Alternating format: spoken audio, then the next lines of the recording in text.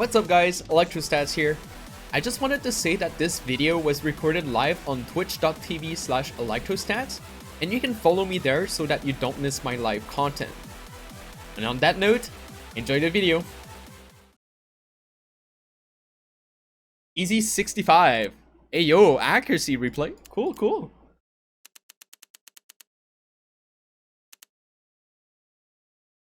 There it is.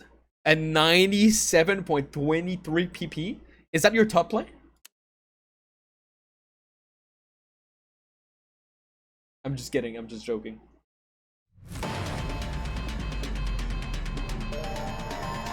Yes, it is. Congrats on the 97 pp play.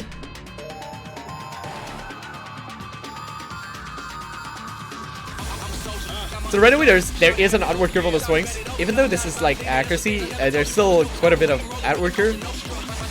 Another thing I noticed is take a look at the position of the hilt on the bottom left. All right, if you take a look right here, this is where the middle row notes are. Okay, and I see this quite a lot whenever people are playing accuracy. Is people put their heads significantly closer than what they have to hit the middle row notes. Most of the time, people will overjudge how close the notes are to the center. So most of the time, people will put their hands significantly closer than where the notes truly are, where the lanes are. They're actually not as close to the center. So it's way better for you to have your hands lined up with these rows than having them too close. And I think naturally, this will somewhat negate the outward curve because you're not going to swing exactly the same way. You're going to have to point your wrist more towards the inside, which also going to fix kind of the outward curve. So next time you're playing, try to really get that line up correctly. Try to put your hand really over the notes.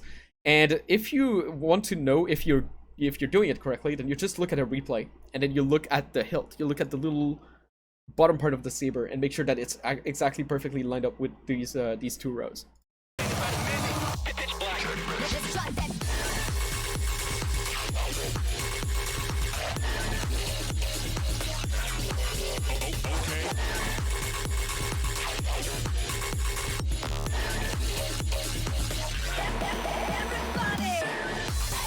And not full screen? Yes. I mean, that's it. Literally. You're not gonna see any difference. It's just I have to click on the game, that's why.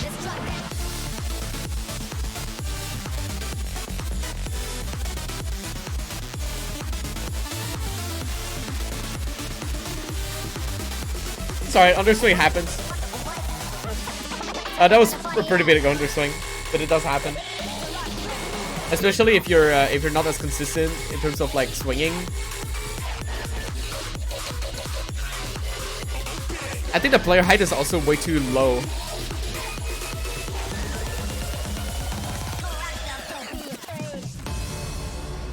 Looks like you're used to the outward curve. All right, no bullying.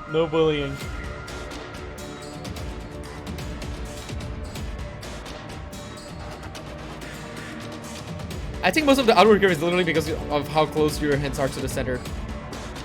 And if your player height was also much higher, I think you wouldn't have that much underswing on the up notes. You can put the sabers more downward a little bit, but I don't think it's the main issue. That was just my game lagging. There's no miss, don't worry.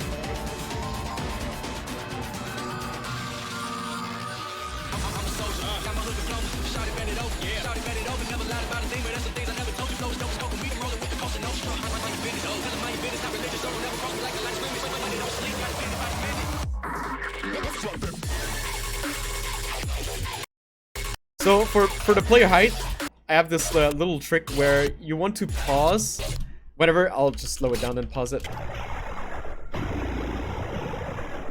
You want to pause roughly when the sabers are pointed like forward. This is a bit too down, but okay, this is actually pretty good. All right.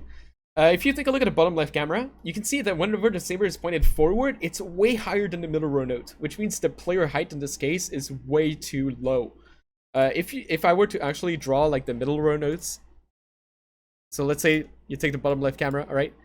This roughly here is the middle row notes, all right? So that means the player height is too high by about this much. So if you want to know exactly what should be your player height, what you can do is you can just watch the replay and make sure that whenever your saber is pointed straight forward, that it's almost perfectly centered with the middle row nose. Does that make sense now?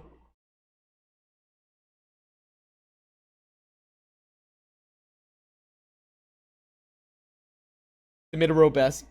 Ideally, yes. And once you have that lineup, then you can actually adjust the controller settings to line up with, to make it perfectly balanced everywhere. So you want the same amount of the same amount of swing. Sorry. So imagine that this is your swing. All right. This is the top row. This is the middle row. This is the bottom row. You want the middle part. So right here, whenever your saber is pointed straight, you want it to be perfectly lined up with this one. Right. Is it replay on unranked map? Yes, you can. It is within the rule. It is within the rule. So if you want, you can send a replay, like a YouTube link or something like this.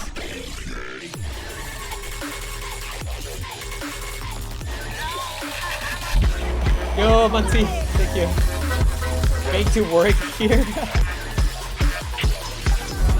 What's up, Monty? Thank you for the sub. Appreciate it.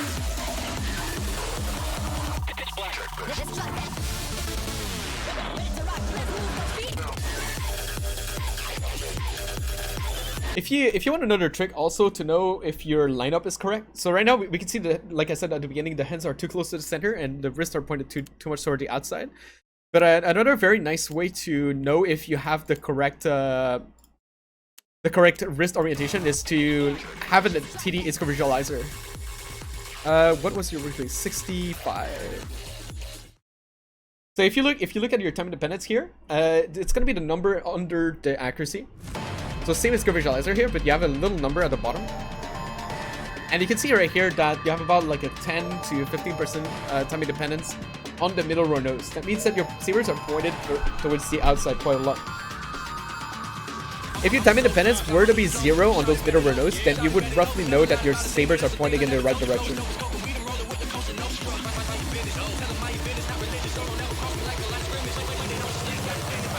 So this is one way you can actually practice this. You get a TD ISCO visualizer, and then you try to get 0 time independence on these specific nodes. But if you get it in this HSV, you can get it in my Discord. All these HSVs that I have are public.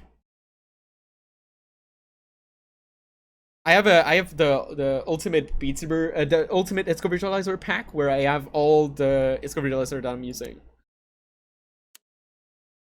So all of these invisible one, and also the ISCO visualizer, the strict one, and even the TD one are all in my Discord.